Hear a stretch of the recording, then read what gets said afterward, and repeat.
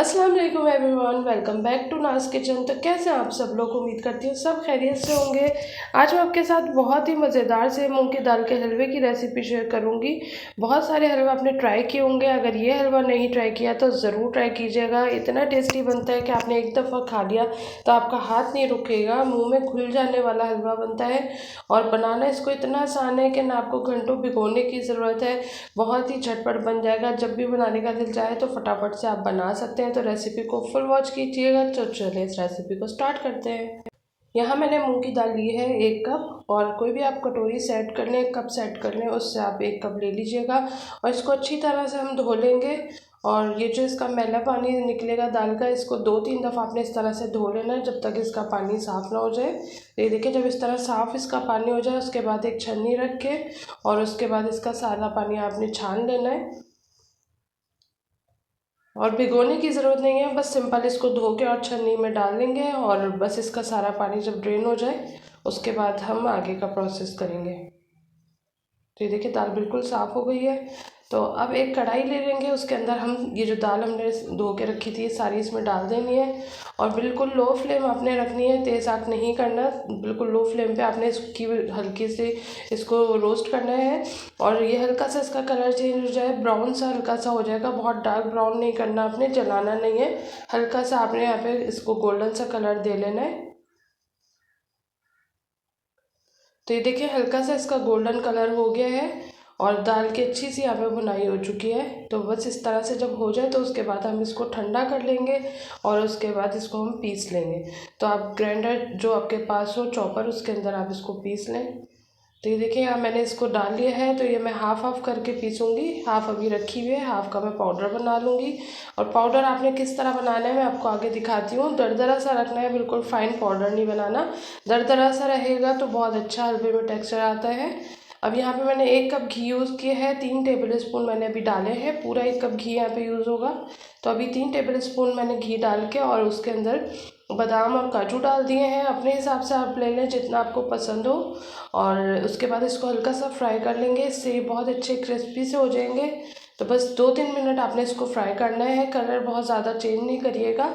तो बस जब ये फ्राई हो जाए उसके बाद इसको बिल्कुल अलग निकाल लेंगे कटोरी के अंदर। और बस इसको आप बाद में मोटा मोटा सा कट कर लीजिएगा और थोड़े से मैं गार्निश के लिए रख लूँगी। अब यहाँ इसी तेल के अंदर, घी के अंदर थोड़ा सा मैं और डाल रही हूँ, तो तकरीबन हाफ़ कप से थोड़ा सा ऊपर मैं इसके अंदर ऐड कर दूँगी। और बाकी का हम भूनते जाएंगे तो फिर तब ऐड करेंगे। तो अभी इसको बाकी के जो घी को साइड पे रख लेंगे। और 1 टेबल स्पून मैं इसमें सूजी ऐड कर रही हूँ, इससे बहुत अच्छा टेक्सचर आता है हलवे के अंदर। और 1 टेबल स्पून इसमें बेसन ऐड कर दिया है, इससे बहुत अच्छी सी सूंदी सी खुशबू आ जाती है। तो ये दोनों चीज़ें लाजमी ऐड कीजिएगा। और इसको डाल के अच्छी तरह से आपने भुनाई करनी है, 5 मिनट आपने पहले इसको भूनना है, उसके बाद इसमें हम दाल ऐड करेंगे। तो ये देखिए, इसमें से अच्छी सी खुशबू आने लगी है। तो अब मैं आपको दिखाती हूँ मैंने दाल किस तरह पीसी है। तो ये देखिए, इस तरह से दानेदार दरदरा सा इसका टेक्सचर होना चाहिए, बिल्कुल पाउडर नहीं करिएगा। तो ये सारा हम इसके अंदर डाल देंगे। तो इस तरह भुनाई आपको ज़्यादा हाथ में आपके दर्द भी नहीं होगा, इस तरह भुनाई करना आसान भी हो जाता है हलवे का। अगर आप इसको गीला पीस के और उसके बाद इसकी भुनाई करते हैं ना तो उस हाथों में दर्द हो जाता है भूनते वक्त। इस तरह से आसानी से इसकी भुनाई हो जाती है। तो बस इस तरह से भुनेंगे इसको बिल्कुल लो फ्लेम पे, तकरीबन 15 से 20 मिनट आपने इसकी भुनाई लाजमी करनी है, वरना तो फिर इसके अंदर कच्चापन सा एक टेस्ट आता है, कड़वा कड़वा सा। तो इसलिए आप भुनाई लाजमी कीजिएगा। तो ये देखिए, इस तरह से ब्राउन सा कलर का अब ये हो गया है, मैंने तकरीबन 15 से 20 मिनट इसकी भुनाई की है। अब उसके बाद इसको इस तरह से हल्का सा छींटा लगा देंगे पानी का, उससे इस तरह से और दानेदार से इसमें और मज़ीद टेक्सचर आ जाएगा। तो ये देखिए, बबल्स बन गए इसमें। तो अभी थोड़ा सा इसको इस तरह से हिलाते रहें ताकि इसके बबल्स नीचे बैठ जाए। तो ये देखिए, बबल्स जब नीचे बैठ जाए तो अब इसके अंदर मैं दूध ऐड कर रही हूँ। अगर आप चाहें तो खोया ऐड करें तो फिर पानी ऐड कर लीजिएगा इस जगह पे। मैं खोया ऐड नहीं करूँगी, इसलिए मैं दूध ऐड कर रही हूँ। तो मैंने अभी 1 कप दूध ऐड किया है, इसको जल्दी से आपने इस तरह से मिक्स कर लेना है वरना इसमें लम्स बन जाएंगे। तो बस थोड़ा सा जब ये मिक्स हो जाए उसके बाद इसमें 1 कप दूध और ऐड कर देंगे और फिर दोबारा से इसको मिक्स करेंगे। तो टोटल मैंने 1 कप दाल के लिए 2.5 कप दूध ऐड किया है।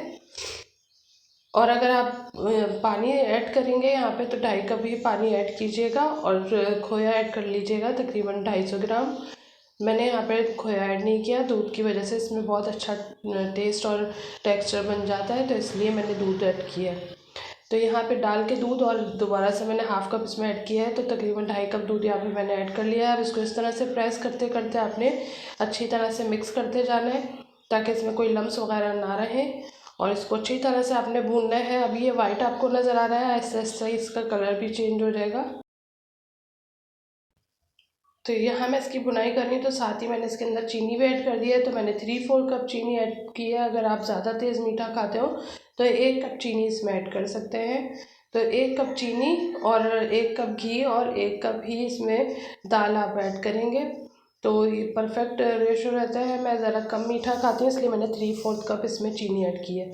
अब ये डाल के भी इसको अच्छी तरह मिक्स करते करते इसके अंदर साथ ही इलायची पाउडर भी ऐड कर देंगे। तो 1 टीस्पून मैंने इलायची का पाउडर ऐड किया है, इससे भी बहुत अच्छी सी इसमें खुशबू आ जाएगी।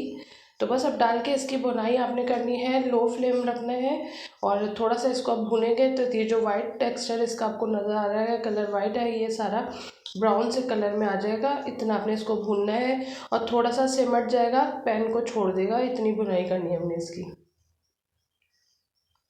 तो ये देखिए ब्राउन कलर इसका हो गया है, वाइट था पहले, अब ये ब्राउन से कलर में आ गया और थोड़ा थोड़ा सा सिमटना स्टार्ट हो गया है। तो बस इस तरह से इसकी भुनाई करते करते साथ ही इसमें जो हमने घी बचा के रखा हुआ था तो वो भी ऐड करते जाएंगे। तो तकरीबन 2 टेबल स्पून मैं इसमें ऐड कर दूँगी, 3 टेबल स्पून ऐड किए हैं और बस उसके बाद मैं दोबारा से इसकी भुनाई कर लूँगी।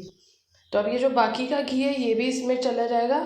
तो ये 1 कप दाल के अंदर 1 कप घी परफेक्ट रहता है। तो अगर आप कम डालना चाहें तो डाल सकते हैं, लेकिन हलवे में घी ज़्यादा ही डलता है तो ही उसका रिज़ल्ट अच्छा आता है। तो बस अब ये वाला घी डाल के इस तरह से साइडों से इस तरह से कर करके आपने मिक्स करते करते इसको अच्छी तरह से भूनते जाना है। अब जब थोड़ा सा ये घी ख़त्म हो जाएगा इसका, तो उसके बाद जो बाकी का घी है वो भी मैं इसमें ऐड कर दूँगी। तो ये भी आपको सॉफ्ट नज़र आ रहा है, तो इस तरह से नहीं होना चाहिए, थोड़ा सा सिमटा हुआ जैसे सूजी का हलवा होता है उस तरह से ये होगा। तो ये देखिए मैंने सारा घी जो बचा हुआ था ये भी इसमें ऐड कर दिया है और बस अब इसकी भुनाई करेंगे दोबारा से ताकि घी इसका जो है वो नज़र आ रहा है ये सारा ख़त्म हो जाए और अच्छा से ये सिमट जाए।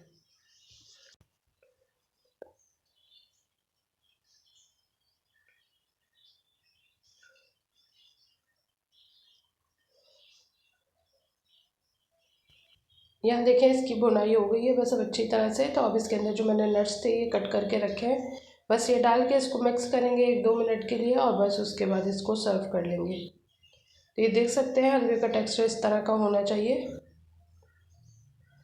और बस इसको अब हम निकाल लेंगे। तो अल्हम्दुलिल्लाह बहुत ही ज़बरदस्त सा हमारा मूंग की दाल का हलवा रेडी है। बहुत मज़े का बनता है और बनाना इसको बहुत आसान है, लेकिन इसकी बुनाई तो आपको लाजमी करनी पड़ेगी। जितने भी हलवे हैं उनकी बुनाई तो करनी पड़ती है वरना उसका टेस्ट अच्छा नहीं आता।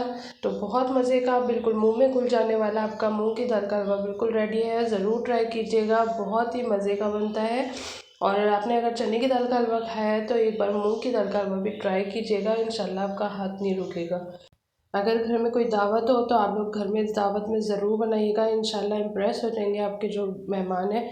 तो मेरे चैनल पे और भी बहुत से मज़ेदार से हलवे मौजूद हैं। मेरे चैनल पे लौकी का हलवा भी मौजूद है, मक्खनी हलवा भी मौजूद है, बेसन का हलवा भी मौजूद है। तो सारे हलवे आप मेरे चैनल पे देख सकते हैं। मेरे चैनल को विज़िट करें और मज़ेदार से हलवे ट्राई करें, इंशाल्लाह आपको पसंद आएंगे।